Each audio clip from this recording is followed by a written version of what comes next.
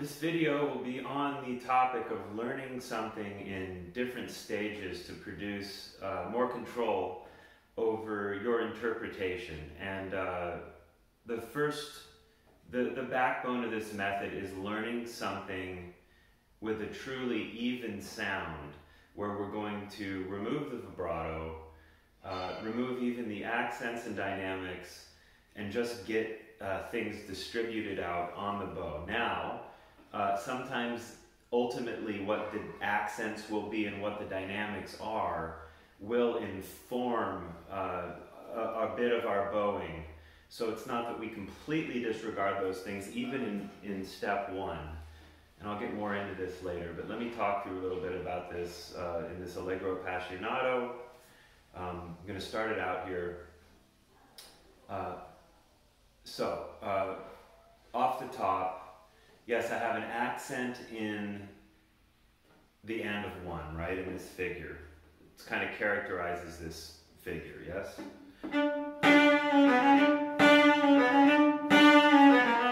Right, accents are relative, of course. If we kick the first note too hard, we won't hear an accent. We'll hear da-da instead of yum-ba, right? We don't want even notes, we want dum-da, right? Okay, anyway, a starting point would be just playing it evenly, okay?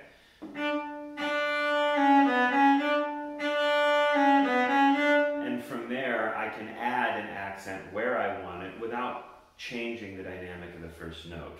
I can get that by throwing the bow, or I can get it by setting the bow.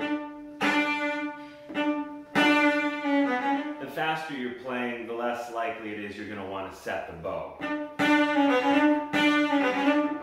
It takes a little time in a faster tempo. Okay.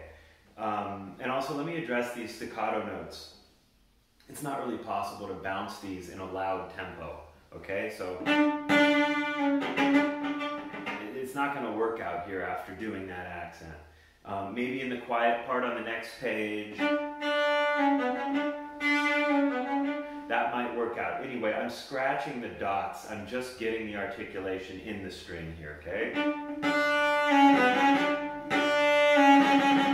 just going to scrub it out in the string. Okay, next phrase. We're still on this topic of playing things evenly. Dead even, no vibrato. Here we go.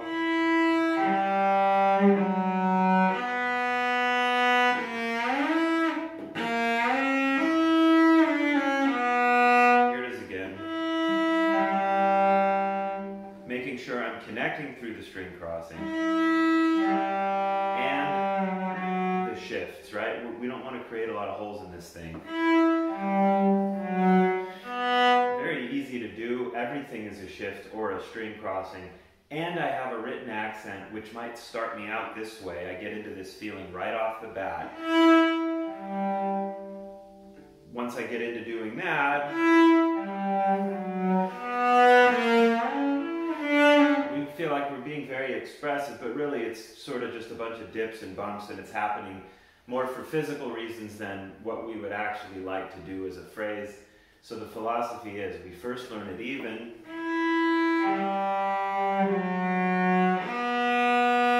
with no gaps, okay? Once we can manage that, we'll at least add the accent in. Now, I add the accent, but I pick it right back up. After I spike on the accent and maybe dip out, I catch the phrase again into a mezzo forte where I left off playing it evenly before, yeah? It didn't set me on a pattern of swelling where I don't want to swell, where it's simply physically comfortable or convenient, yet musically, arguably inappropriate to do that. We want to have contrast, this material and this material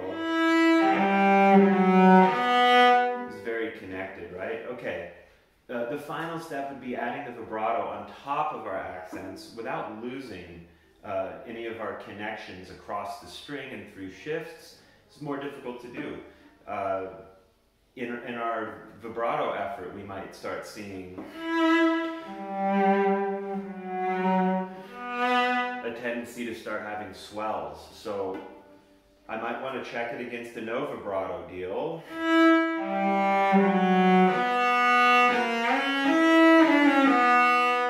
Okay, I'm going to add the vibrato to that, but I want to enhance my phrase. I don't want to destroy any connections across the string or through shifts. I'd like the vibrato to enhance the accent, if it can, mirror what we are doing in the bow.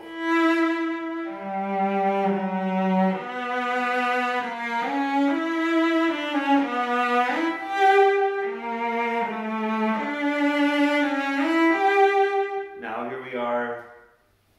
If I was practicing in the totally even mode, I would do this.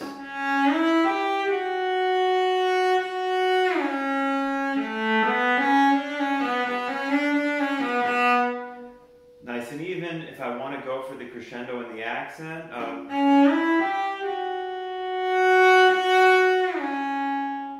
I add that stuff, but I start with an even foundation, so I know that I'm working with something that's sort of an even mezzo forte. The sound quality we're looking for here is basically a full sound, with some core or scrub in it near enough to the bridge that we're not simply disconnected from the string. Yes, there is such a thing as playing like that when we're starting something quietly. There are quiet sections in this piece, of course.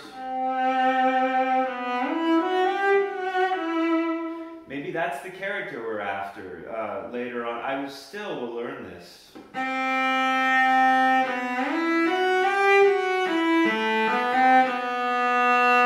From there,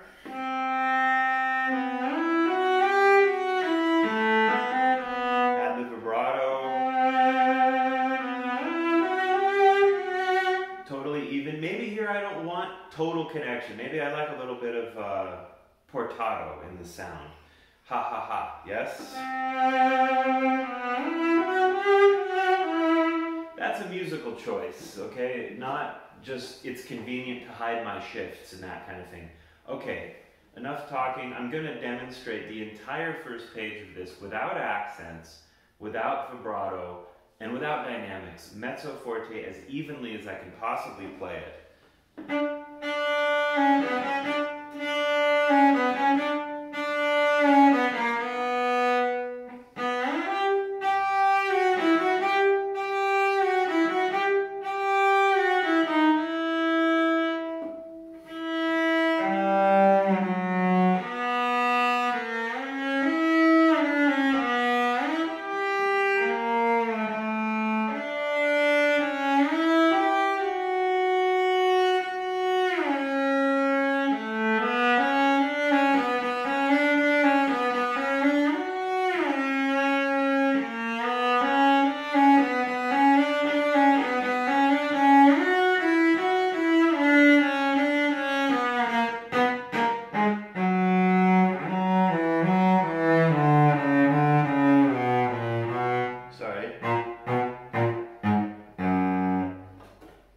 Regarding the staccatos is what I was doing there, yes?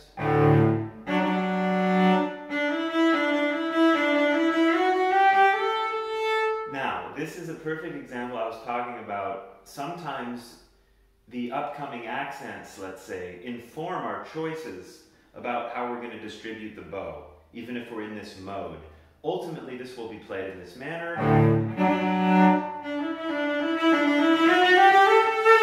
where I'm working towards the tip so I can achieve this accent when I arrive. Well, I already know that that's going to happen, so I'm going to work my way to the tip even in my even version of this, where I'm not making that sort of build up. I'll do that later, but so here it is one last time.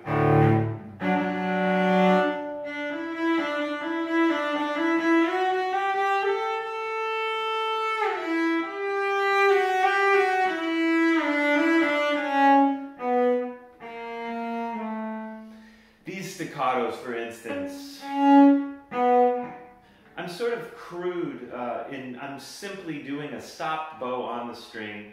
Ultimately, do I think that's musically what I'm after? Probably not. I'll be a little more subtle in this.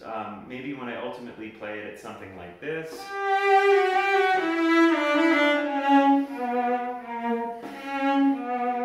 Not so sticky. It's kind of not very musical, but it is a good way for me to feel how I'm dividing my bow out ultimately. Those notes were not legato. They are some version of this, but maybe a more subtle version of it when I ultimately start adding things in like vibrato, like more subtlety of bow strokes. Right now I'm operating on, I'm either doing this or something like this. You know, it's one or the other basically at this point. I'm going to continue, okay? So.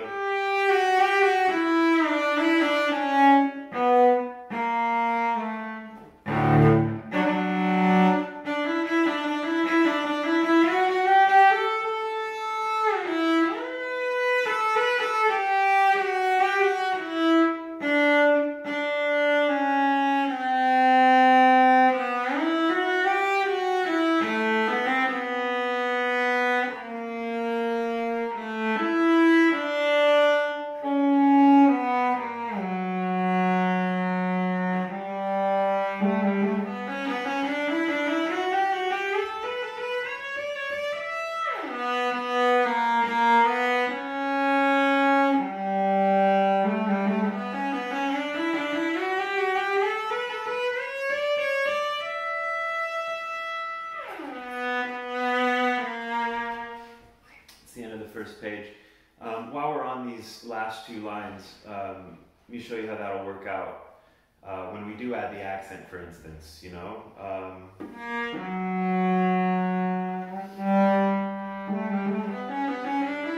What I first had was this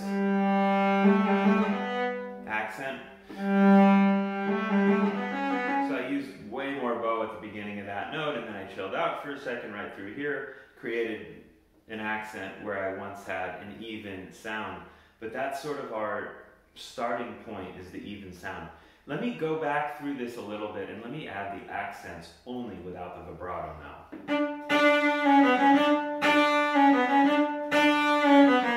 Right, I took this and just dropped the bow a little harder on only the second note. So I've basically taken that note out of the texture that I've already created and just amplified it. The rest of the stuff remains the same. That's why I like operating from a starting point of playing evenly to begin with. When I manipulate things, I know where it stands relative to the rest of the texture. Okay, now for the legato stuff, yes? It's only that note that has the accent. So, yeah. We'll talk about different kinds of accents too, right? We had this. Now we have this. Actually start the note ahead of the beat. You kind of sneak in just ahead of the beat and give it more of a rounded accent. I really don't want to hear one of these again. Right? We heard enough of those. We're trying to separate this material out. But when I get back into playing the G, or arguably at the end of this note, I want to pick it back up without making more dips. I want to keep it even.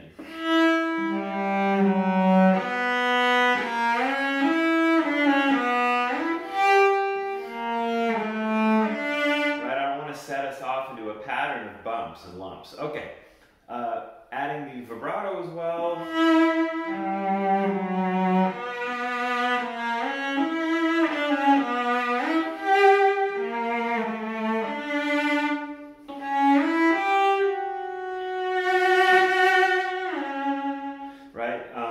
Where we once had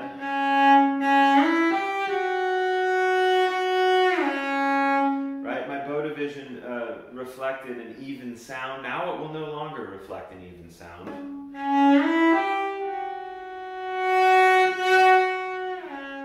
Right, a crescendo into an accent. So we're going to go for it with these dynamics and accents. You may want to repeat the same thing a few times to see how extreme do I need to be with the distribution of my bow to achieve these things compared to playing evenly? Okay, I need an accent, sure. Gave it a little bit. I didn't really hear that. That wasn't enough. Oh, it turns out I need to use like a 3/4 bow on the first note where I only have maybe a quarter left for the second to create that accent sound. How about the upcoming crescendo to accent, to sforzando, right? So,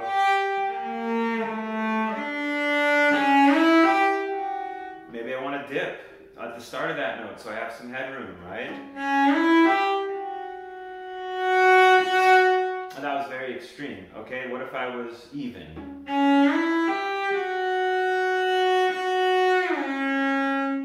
Even quarter notes, more or less. All right, I need an accelerating bow and then a fast bow to the accent.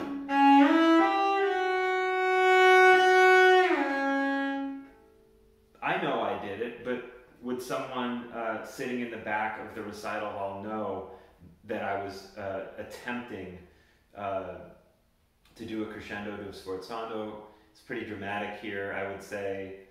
They ought to know more easily what you're up to, I think. You know, dynamics and accents are relative.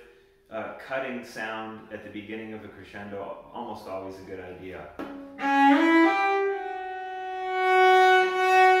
And what kind of accent are we after? Again, I like the soft accent, not so much of a ka, right? If we're after the ka, one could do that. I don't know, maybe even differentiating between a sforzando and an accent. Maybe you're hearing accents like this, and sforzandi like this. You know, ha, right? Okay, these crescendos leading into the accents in line 1, 2, 3, 4. Starting in the end of 5. 1, 2, 3, 4, 5. The end of line 5 after this figure.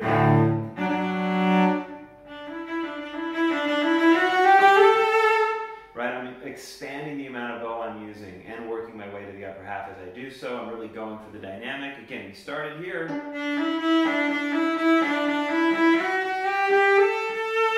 An even sound. Well, I'm going to cut the front of it. And I'm going to start expanding the back of this, okay? Well, I can really grow into that accent. I know it's not written, but I think it's quite clear that the musical line is building into this accent. If it's not, we're not doing much with this. It's 2 notes, yeah? When Saint-Saens repeats things, he's probably going to build for us here. Otherwise, it's very stagnant. There's not much to it, right? So... And maybe I was kicking a little bit harder than I should have. That can obscure an accent if I'm already doing them, right? Right, I've heard 5 accents. How about I stay smooth, but I crescendo?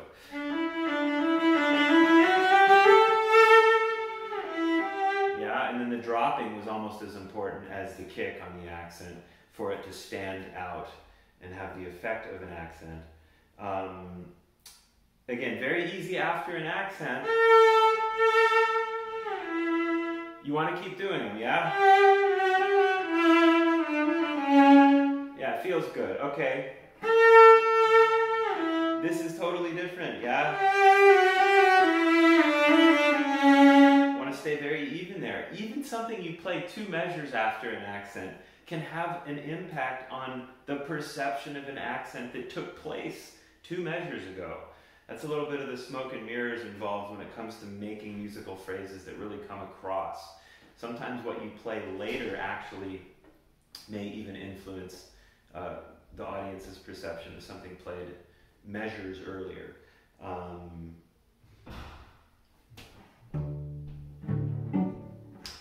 Okay, yes, phase 2 again would have the accents, and phase 3 would have the vibrato.